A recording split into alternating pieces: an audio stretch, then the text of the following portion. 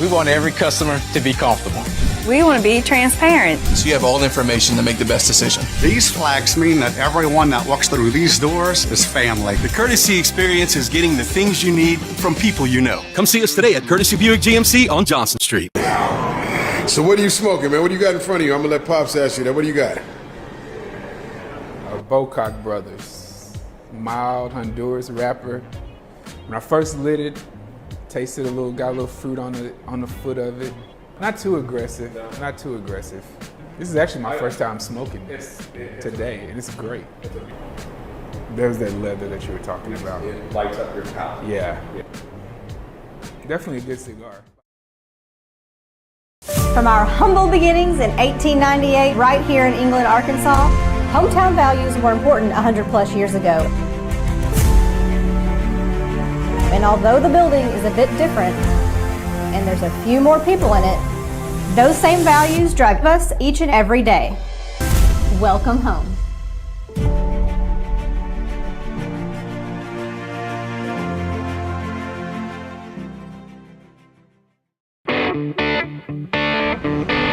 One of our, long-standing traditions here is that nobody sleeps hot. We're authorized dealers for Carrier and American Standard.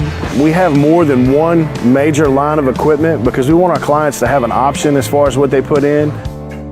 NOLAAC.com is our webpage. We have a lot of information about our company, about the employees of the company, and the services that we provide. It's a Cajun tradition to drink into the wee hours of the night. And here at LSU, they do that in a party oasis known as Tigerland. With that being said, there's one that towers above the rest. It's called Fred's, and it has a captivating tagline. Fred's, we do the fucking. On Top Sports, everything's better on top.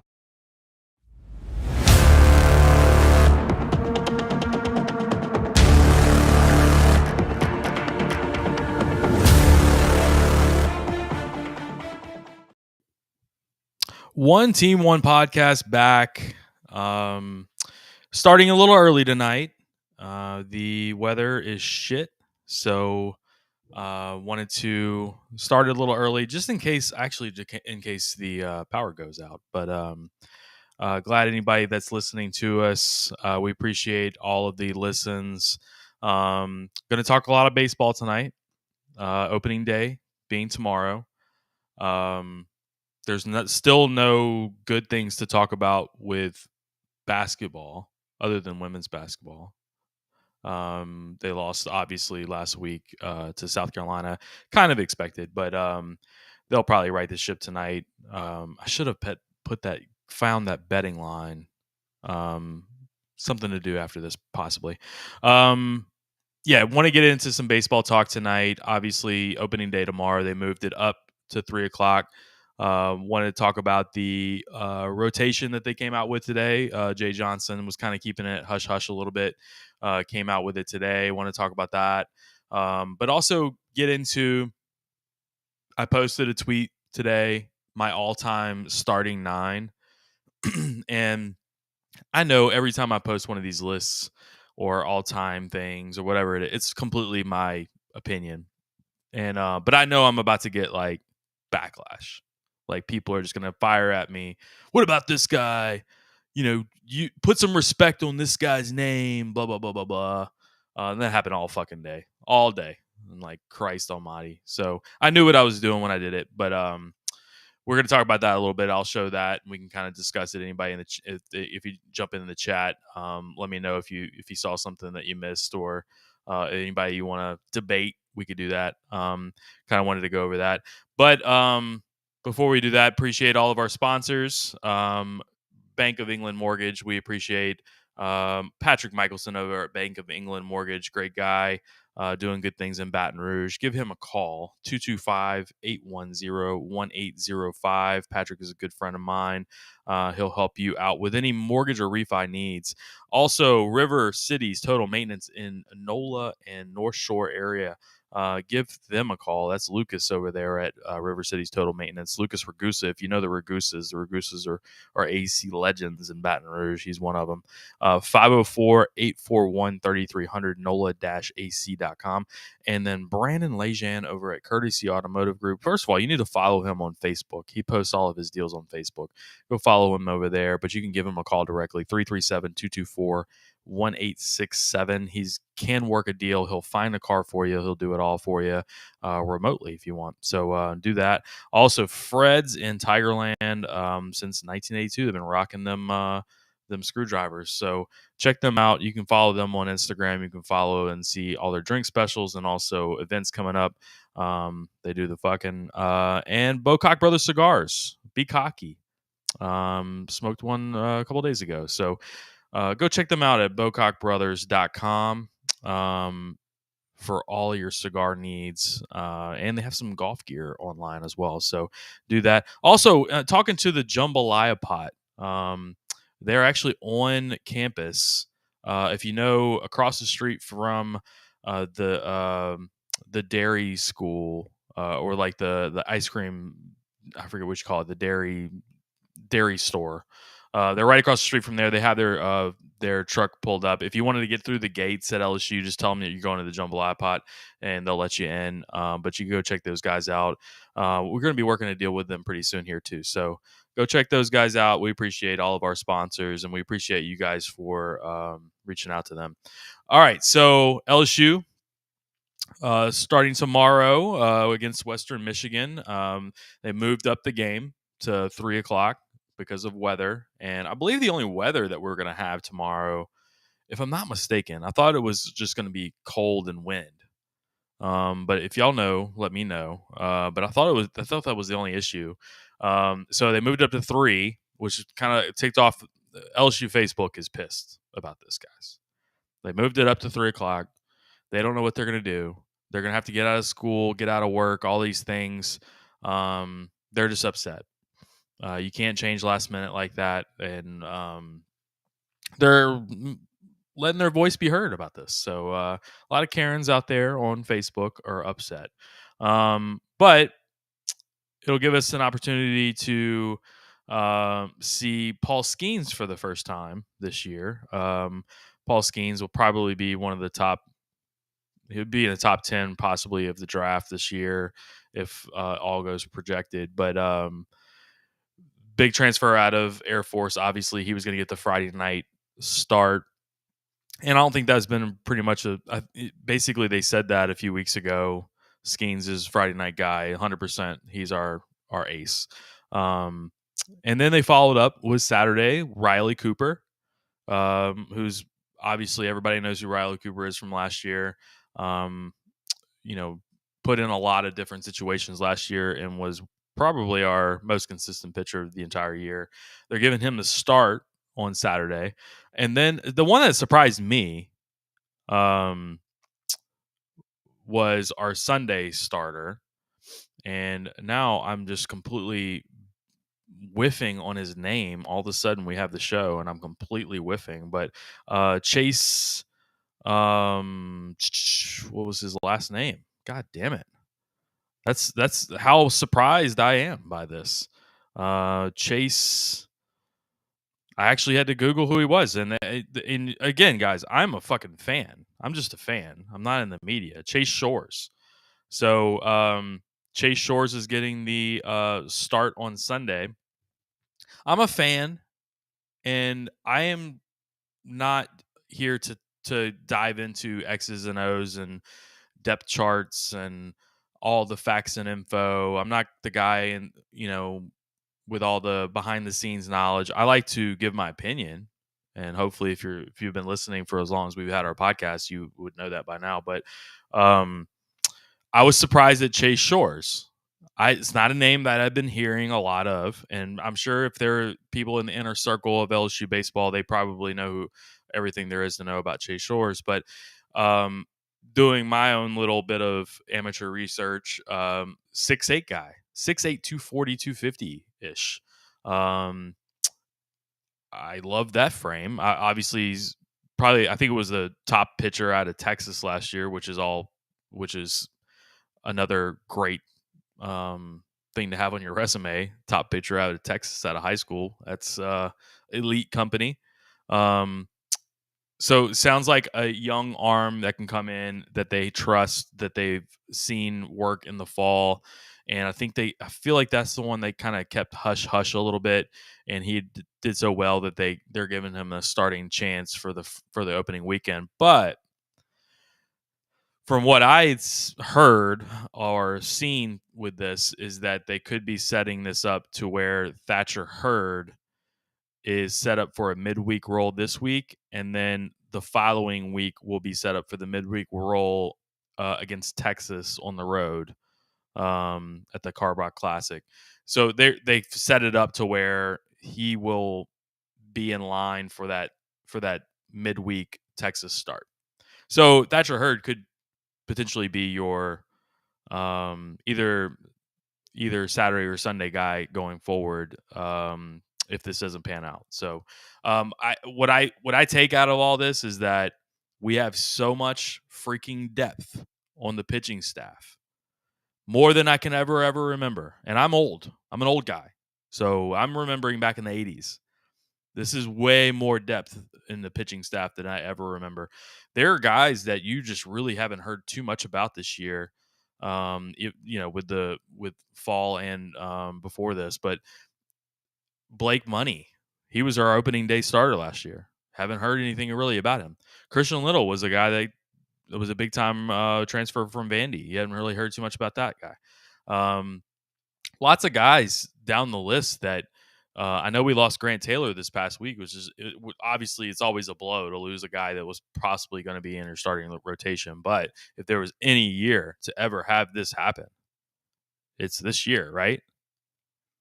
I mean, we're loaded. We're completely loaded. And I think they're still waiting on Javin Coleman. There'll be another lefty arm coming out. Like, if he can get healthy and get back into that, good reliever role. I mean, you already have a guy like Riley Cooper, who's, I like him better at a reliever role because I just feel like he was just able to come in and like just get people out when you really needed it. But who knows? I mean, I'm all for giving guys shots, especially in the early season, for a starting role and see how far they can go, see how it works for them. I still think they may be a little up in the air on a closer, possibly.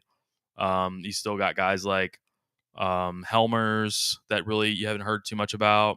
I know I'm missing guys, but that's just kind of indicative of how much depth we have. And I know, everybody's gravitating towards talking about the offense. And yes, this could be a historically great offensive team.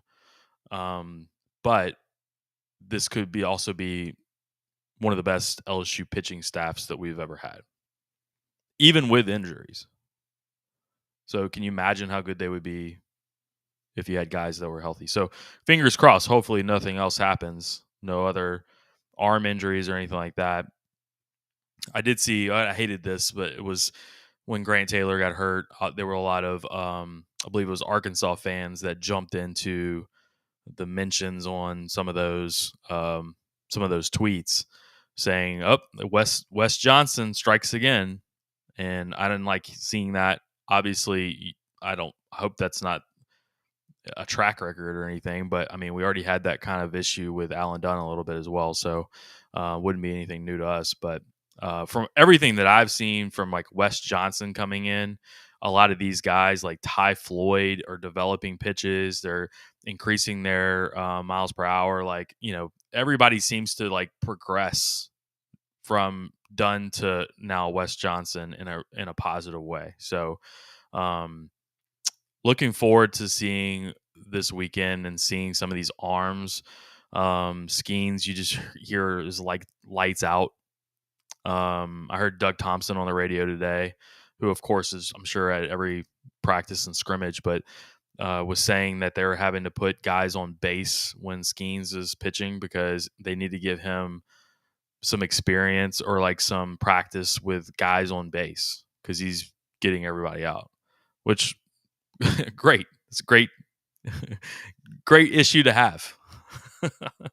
So looking forward to seeing some of these guys for the first time. Tommy Tanks, Can't wait to see Tommy Tanks.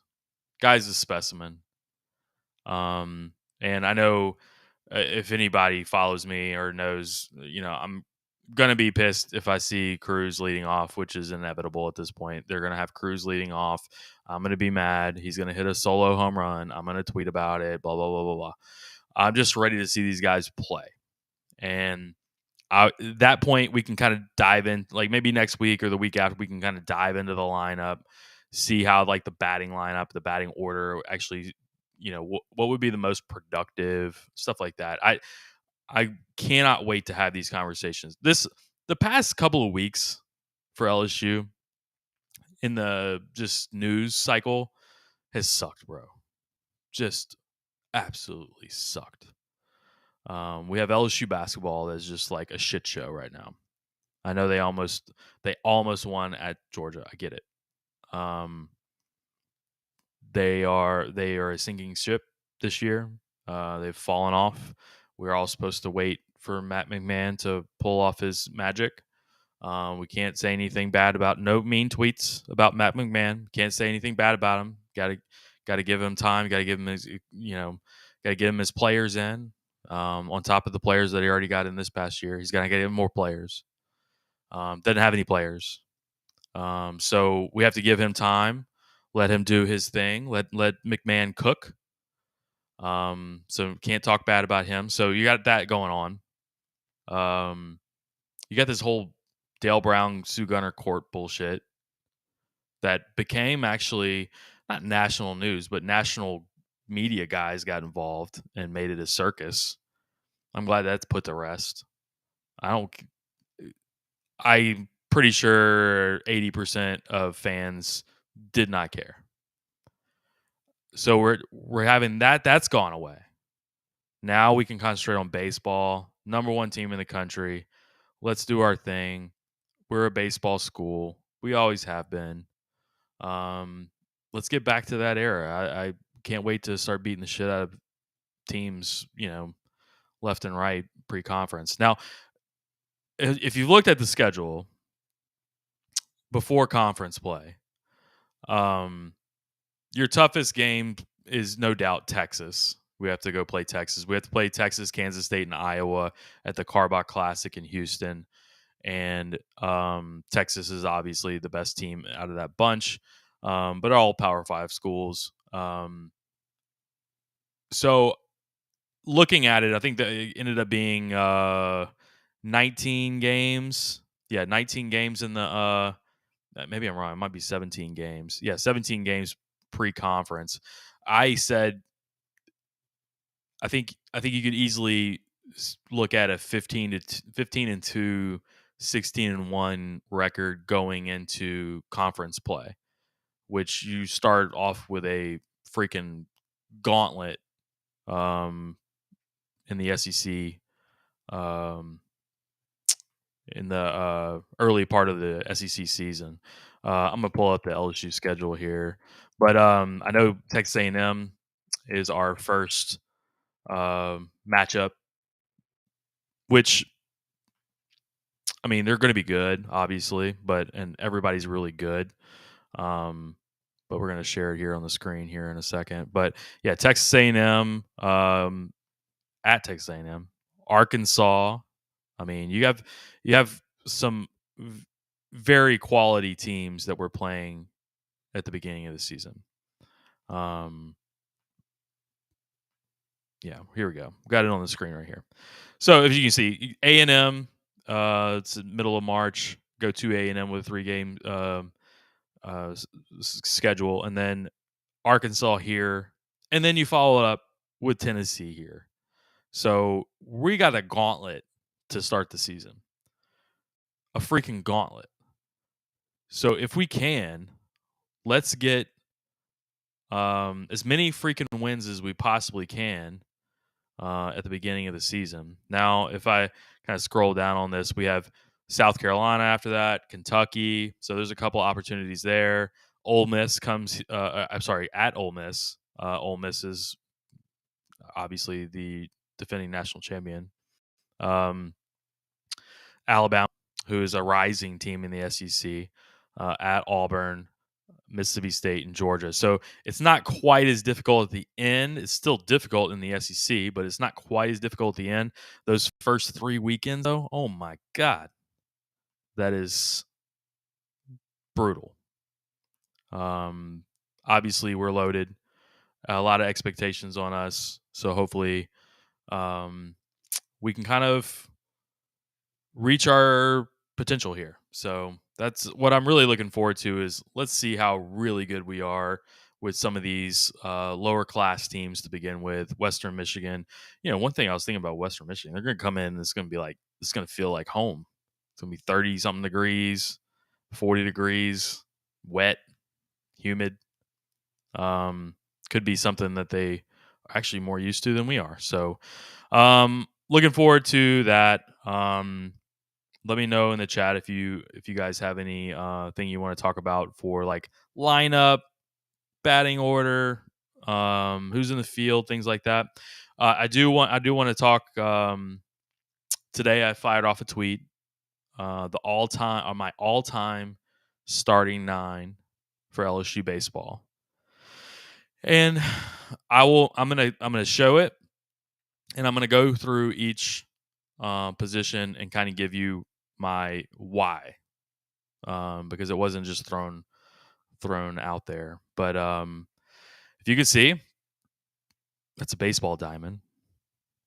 And anybody listening, I'm going to explain this to you. We have a baseball diamond on the screen. But we have our all-time starting 9. I have Brad Cressy at catcher. I didn't get any kind of pushback on that today on Twitter. I got a pushback on pretty much everybody, but I didn't get anything about Cressy. I got a couple of I got one Papirski, one Cade Civic. Okay, gotcha, bro. It's Brad Cressy. And this is more about okay, not only a great player, but the longevity, the stats are there, all that's there. You got to go with Cressy here. We're gonna go around the horn. So the biggest liberty that I took, and I prefaced this in the beginning, is that I put Brandon Larson at third. Now, my issue was, okay, Bregman and Larson at shortstop, to me, were the shortstops. Larson ended up playing third when he left LSU in the minors and some in the pros. Didn't play shortstop ever again. Bregman, I know, is playing third now, but Bregman was a better shortstop at LSU defensively than Larson was. So that's why I split them up this way. Brandon Larson at third, Alex Bregman at short. Got a lot. Well, shouldn't say a lot. Got a good amount of pushback from one person about Russ Johnson being the shortstop. Russ Johnson played with Todd Walker, hit 400 one year. And you can make that argument. But for me, Alex Bregman was one of the best players in the country, if not the best player in the country, in the dead ball era, it felt like, in college baseball. Or dead bat era, I should say. Todd Walker, second base. I actually had a couple of people try to say, what about Mike Fontenot? And what about, I forget who else. Maybe DJ LeMahieu. I could listen to you maybe for a little bit, but no. It's Todd fucking Walker. Todd Walker. He might be the best player we've ever had. It's Todd Walker. Stop with this recency bias. It's Todd Walker. It's always has been and it always will be. It's Todd Walker. First base, Eddie Furness. I had a guy actually come at me with Wes Grisham today. For first base, Matt Clark, first base. It's Eddie Furness. And please, it's EDDY Furness, not IE. Don't say IE and think you know anything about LSU baseball. It's EDDY, Eddie Furness. He will always be the number 1 first baseman. Okay, so here's where the major controversy was. I have Ben McDonald at pitcher. We're not going to pass that up. Ben McDonald's at pitcher. I did get some Aaron Nolas. I could interchange either one of them because I loved Aaron Nola and I think he's a great pitcher. But Ben McDonald to me is all-time pitcher. was there for a long, long period of time whenever we were really an up-and-coming program and kind of breaking through. So Ben McDonald for me is the all-time guy. Plus, he was a rubber arm. Like, I mean, there's a lot of stories about Ben McDonald that we could share, but I'll digress. We're going to move on to the outfield.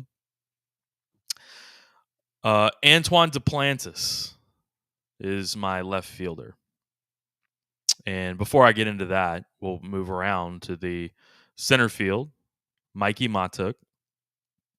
And then if we move over to the right field, it's Blake Dean.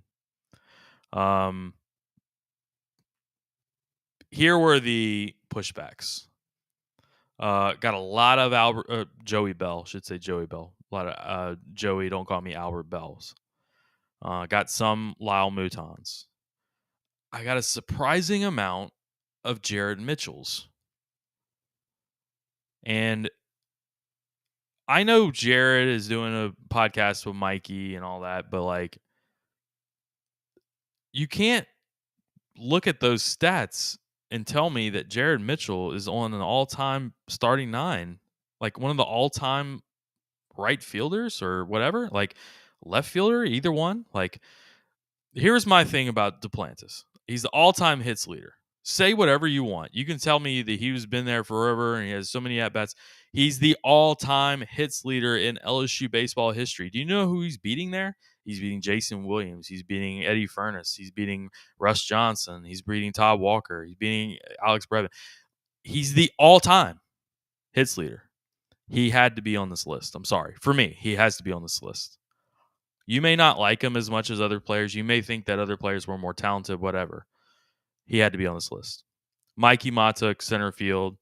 To me, the only arguments I could have heard, I did hear a lot of Dylan Cruz. Dylan Cruz needed to be the shortstop. I didn't feel comfortable putting Dylan Cruz as the all-time starting nine for LSU baseball, and he's still playing. I don't think that's fair to that kid. But also, like, no, not yet. And maybe after this year.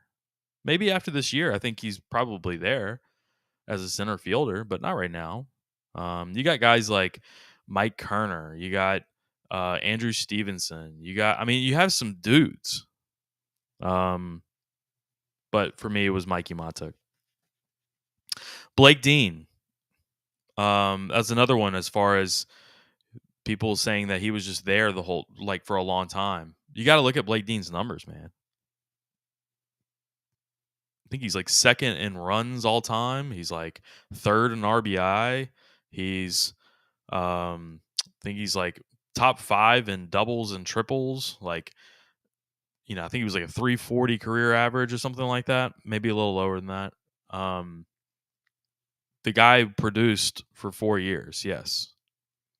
But that shouldn't be a detriment for him. That shouldn't be a negative. But definitely the only ones that I could have heard were Joey Bell, Lyle Mouton over Blake Dean. I would have listened to those, and I would have a hard time arguing either way. Now, I did argue a little bit with the Blake Dean over Joey Bell, just to kind of give you an idea. Like I think he had like 130 more hits than Albert Bell did at LSU.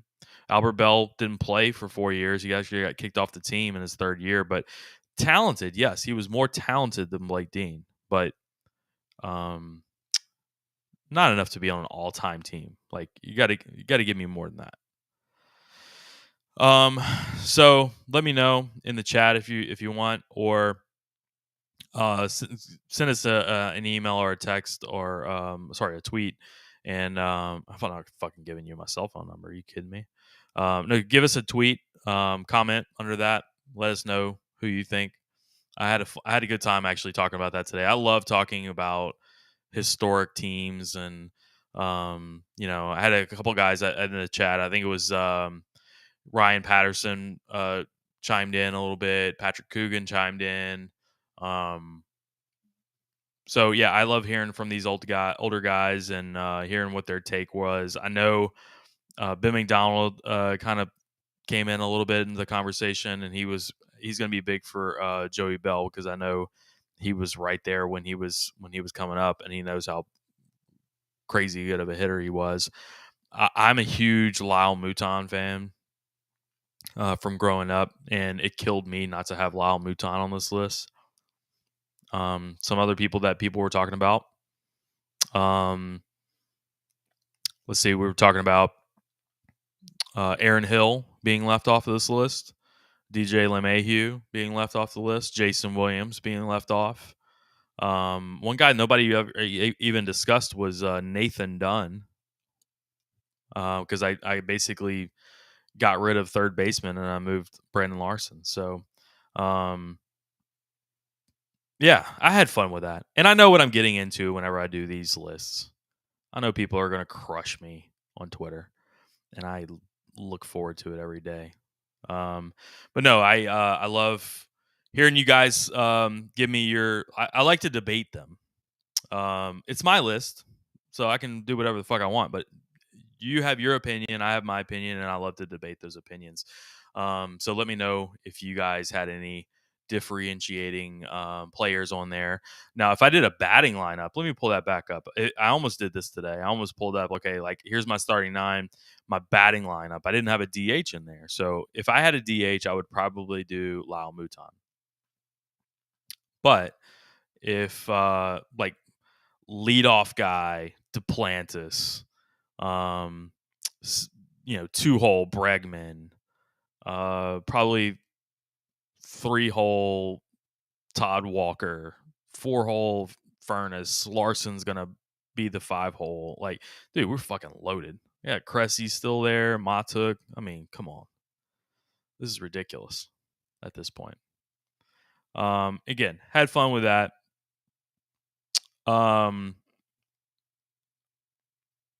Yeah, crying bellies and the sorry for your possible divorce, Brian Crying Belly.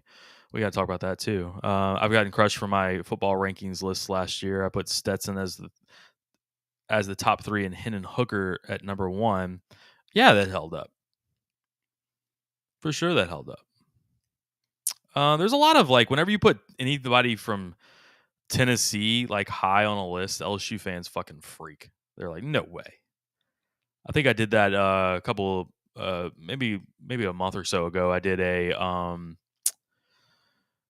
that's what it was. It was a new year, 2023. My predictions for 2023, like broad predictions, and one of them was we were going to go back to the SEC championship game. We were going to lose to Tennessee in the SEC championship game. And man, I got of all the things that they could have roasted me on, they roasted me on that one. Like, how's that so bold of a take? Like, Tennessee is going to be pretty good. Like, I think they could possibly take down Georgia this year. Like, I don't get it. Whatever. Anyway, yeah, so all right, adding on to the negative news cycle. Brian Kelly files for divorce last Monday, and then I may have done the podcast the day that this came out. That's what it was. So we hadn't actually talked about this. So it was last Thursday. WBRZ puts out that Brian Kelly filed for divorce. Brian Kelly's kids posting out, they're fine. This is fake news. Well, then it comes out that obviously Brian Kelly did file for divorce on Monday. And between Monday and Thursday, they are getting back together. They've reconciled. I've heard from people that they've seen Brian Kelly with this other girl before, and it's out there. People know what's going on, and but hopefully they've reconciled. Who knows? But to say that like WBRZ was like fake news is ridiculous. Like, it wasn't fake news. It was somebody filed a report, and they haven't withdrawn it yet. So it looks like he's filed for divorce. It may still, who knows? But talk about another thing to add on, like that LSU basketball, the court naming bullshit, all that stuff. Like, can we get rid of all this and get to baseball? Can we just start baseball now? So thank God we've gotten to the point we have. Nobody's died. We've gotten here. Let's cross the finish line. We got tomorrow, Western Michigan. Let's like put all that bad juju out on Alex Box Field, or sorry, Skip Bertman Field at Alex Box. Almost made a massive mistake with the name. Are we even going to talk about basketball at this point? Yeah, we talked about it a little bit. It is a broken record. The part that still pisses me off the most is people acting like you can't talk negatively about LSU basketball this year. Like, oh, we all knew what was going to happen, and Matt McMahon just didn't. He had 0 players. Like, let's go over all the excuses. He had 0 players. That's how I hear their tweets whenever they tweet them. They had 0 players. I mean, what do you expect? Well, obviously, but he did bring in a good amount of guys in the transfer portal that were his fucking guys. He brought in the number 11 recruiting class in the country. We don't want to talk about that. We just want to like give more excuses to this guy, which is fine. Like, I hope it works out. I hope this is just like a one-off year. But like, give me a fucking break. That's what I hate. Like, yeah, we're on a 13-game losing streak and we look like shit. What I hate is the fans acting like this is what's supposed to happen. No. You should be pissed off. First of all, you should be pissed off at Scott Woodward for this to even be happening. You should be pissed off at that. You should be pissed off that Will Wade isn't your coach anymore and he's going to be coaching somewhere else next year. You should be pissed off that you started off the season looking good and you beat an Arkansas team and it looks like you got the big head after you beat Arkansas and the ship fucking fell off. And I'm sorry, but Matt McMahon has something to do with that. You should be able to say those things. And you should have higher expectations, especially with a transfer portal. And like, who are they bringing in next year?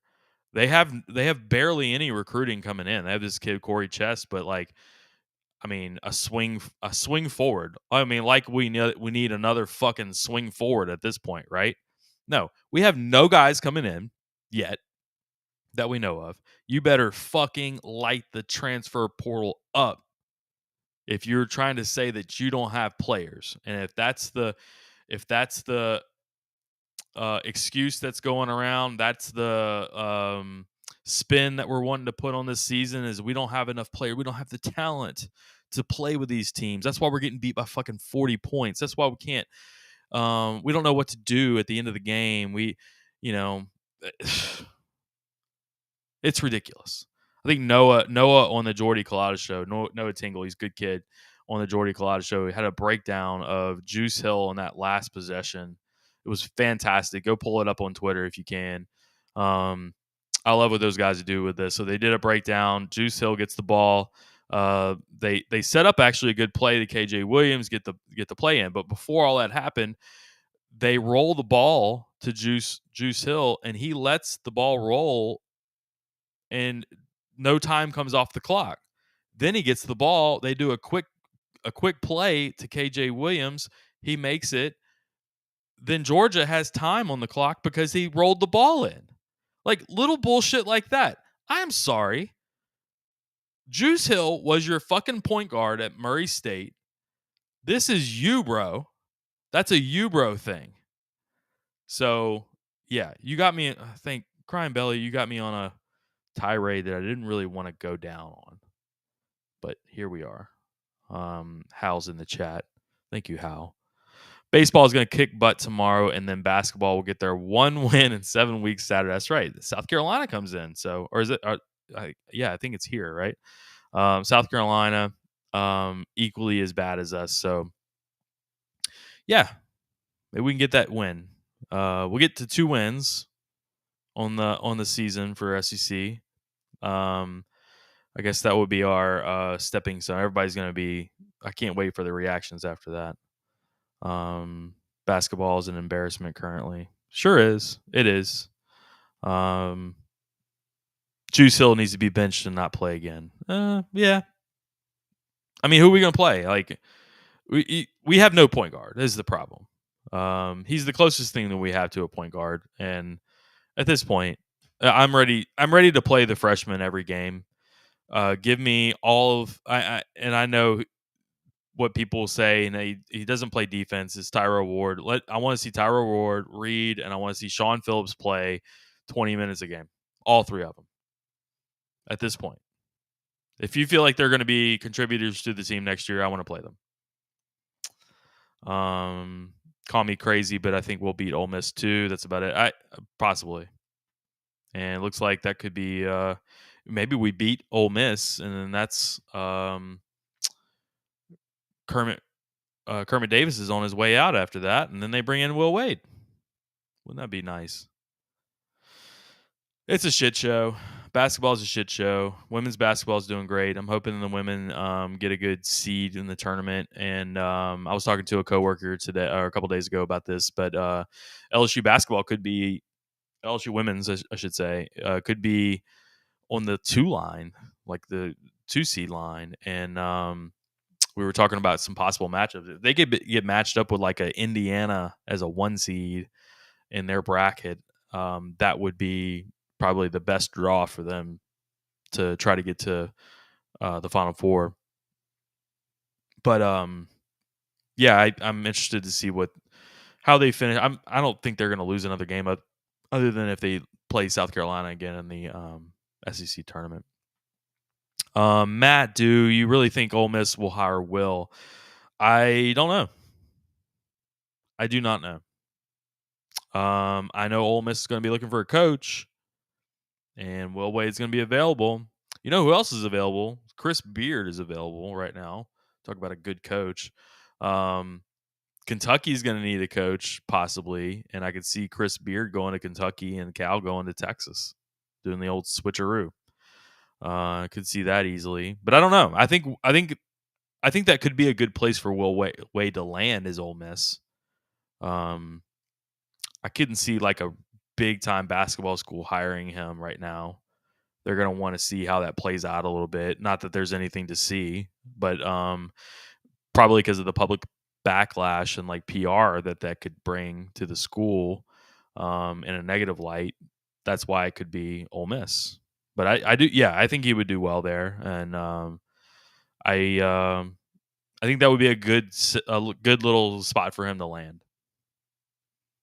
If I remember right, didn't Andy Kennedy get in trouble at Cincy, and then he went to Ole Miss? Like, it was another good little spot for him to land. I don't remember what that was, but like I remember something like that, and he did well. He did decent at Ole Miss, you know. All right, so LSU baseball tomorrow. Looking forward to it. Skeens on the mound, 3:00. I get off of work right at 3:00, so we're going to be watching that. And I look forward to seeing this pitching rotation and how it lands out. I want to see Riley Cooper, and obviously I want to see this new kid on Sunday, and I keep fucking forgetting his name. Chase something. We'll get it. We'll get it next week. Next week we'll be solid with it. But that's me. That's how we roll at One Team One Podcast. So we appreciate all you guys for joining us. Wanted to go a little early tonight because of this weather. I was worried about the power actually. So we made it though. So appreciate you guys.